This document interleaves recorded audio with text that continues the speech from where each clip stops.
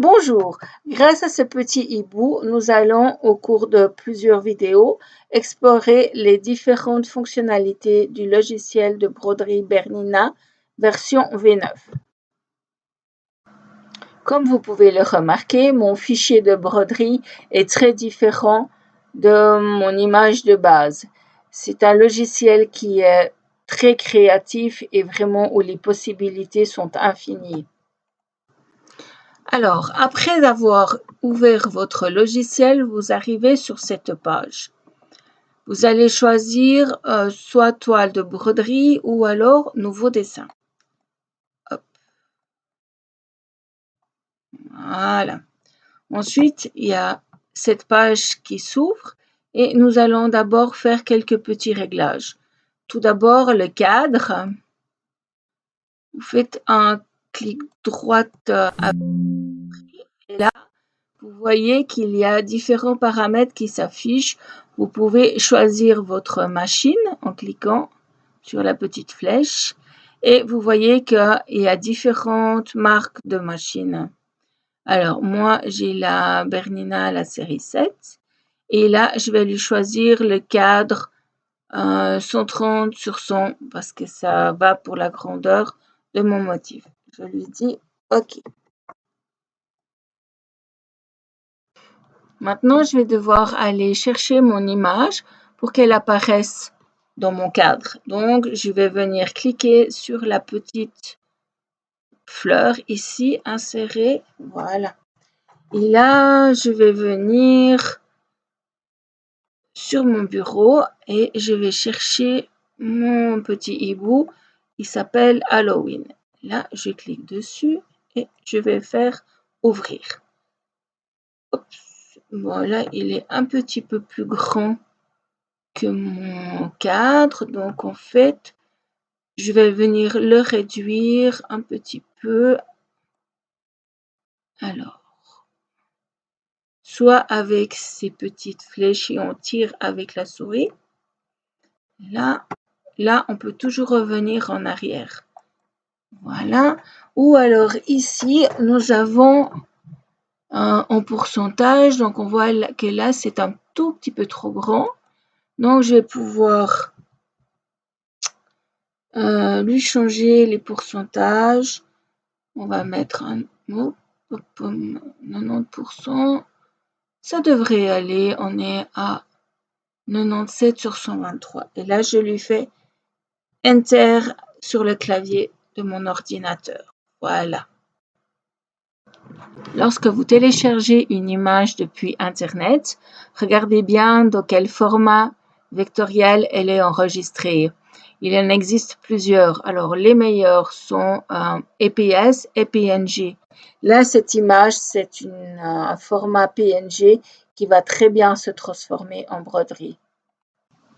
Maintenant, on va pouvoir commencer à transformer cette image en broderie. Je clique juste dessus pour avoir mes petits points. Et là, dans cette rubrique boîte à outils, il y a plusieurs menus. Le premier qu'on va utiliser, c'est numériser automatiquement.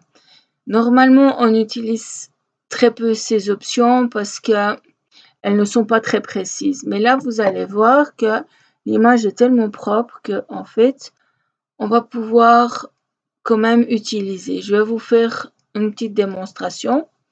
Là, c'est numérisation automatique instantanée. J'ai rien à faire, juste à faire un clic gauche sur la souris et vous allez voir que voilà, vous avez une broderie. Quand on examine d'un peu plus près le résultat, on s'aperçoit très vite que le résultat n'est pas optimal.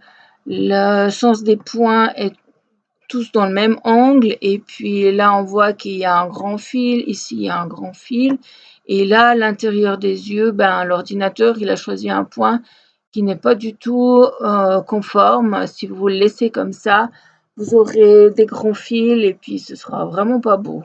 En plus, là, à l'intérieur du balai, il a choisi tout le même point. Donc, au fait, au final, vous aurez quelque chose qui n'aura pas beaucoup de relief. Alors, il y a quelque chose de très important à faire, c'est de sauvegarder vos fichiers, d'enregistrer votre fichier. même si le résultat n'est pas terrible, faites-le parce que sinon vous risquez de tout perdre. Et ça, c'est dommage. Il suffit qu'il y ait une interruption de courant et vous perdez votre fichier. Et souvent, ben, ça arrive quand vous avez bien travaillé et quand on perd tout, c'est vraiment rageant. Donc, vous allez dans Fichier, vous faites un clic gauche. Là, ensuite, on dit Enregistrer sous. Alors moi, j'ai choisi de l'enregistrer sur le bureau parce que pour le moment, j'ai pas de clé USB. Donc là, je mets un petit titre. Je lui mets Ibo 4 parce que voilà, c'est ma Xème version.